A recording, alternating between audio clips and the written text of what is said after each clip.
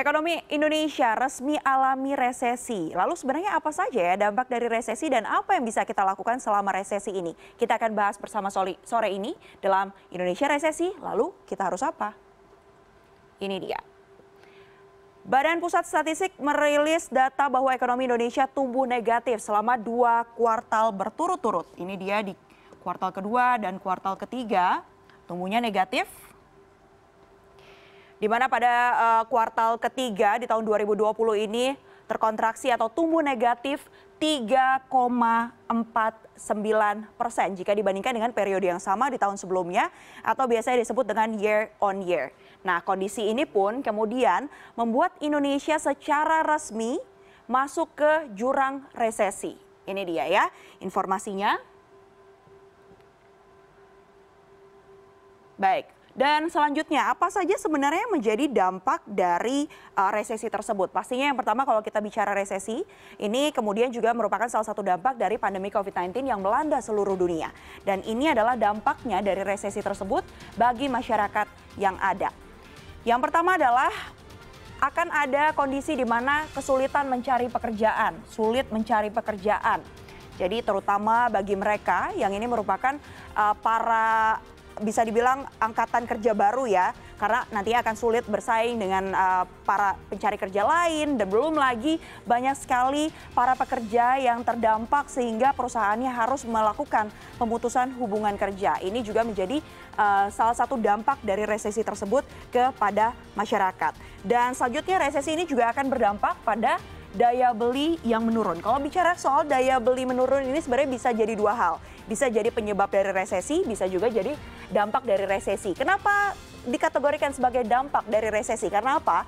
Karena ketika sejumlah pihak ini kemudian kesulitan mencari pekerjaan, tidak mendapatkan pemasukan, akhirnya dampaknya adalah tidak bisa melakukan belanja begitu. Akhirnya itulah yang menyebabkan daya belinya kemudian menjadi turun.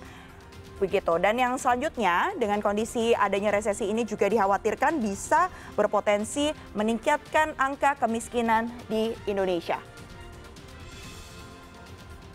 Oke, selanjutnya yang jadi pertanyaan saat ini adalah, Indonesia sudah mengalami resesi, sudah di depan mata, sudah kita jalani bersama-sama. Lalu apa yang harus dilakukan saat resesi ini berlangsung? Yang pertama adalah selalu konsumsi dengan bijak. Dalam hal ini, belajarlah mulai dari sekarang lebih utamakan konsumsi untuk produk-produk yang kemudian primer begitu. Utamakan konsumsi produk dalam negeri. Bisa juga Anda, seperti yang tadi saya sebutkan, mengubah pola konsumsi Anda dari yang tersier kepada primer.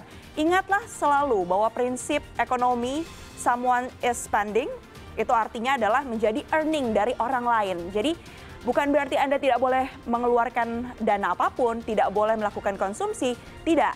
Tapi Anda boleh belanja, tapi lakukan itu dengan bijak.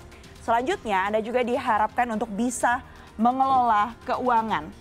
Bentuknya seperti apa? Buatlah rencana keuangan yang matang, terapkan anggaran yang realistis dalam bentuk dana darurat.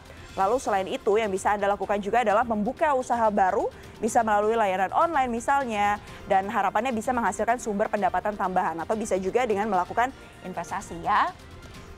Baik, lalu bedanya apa sih sebenarnya resesi dan juga krisis ekonomi? Ini dia bedanya resesi dan krisis ekonomi. Jadi kalau resesi itu adalah pertumbuhan ekonomi minus selama 2 kuartal berturut-turut begitu. Jadi kuartal 2 dan kuartal 3 kita sudah mengalami pertumbuhan yang negatif begitu.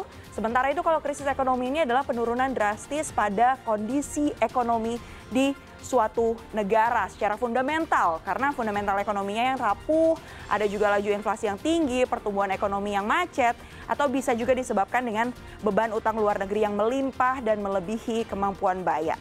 Baik, nah yang harus diingat adalah dalam hal ini saya ingin menekankan, kita bicara soal resesi. Tadi sudah saya paparkan bahwa resesi ini terjadi ketika PDB-nya ini negatif di 2 kuartal secara berturut-turut. Artinya apa? Kuncinya adalah untuk keluar dari jurang resesi ini harus membuat PDB-nya jadi positif. Kalau kita bicara soal PDB atau produk domestik bruto, ini dihasilkan dari konsumsi rumah tangga atau masyarakat, investasi, konsumsi pemerintah dan juga ekspor impor.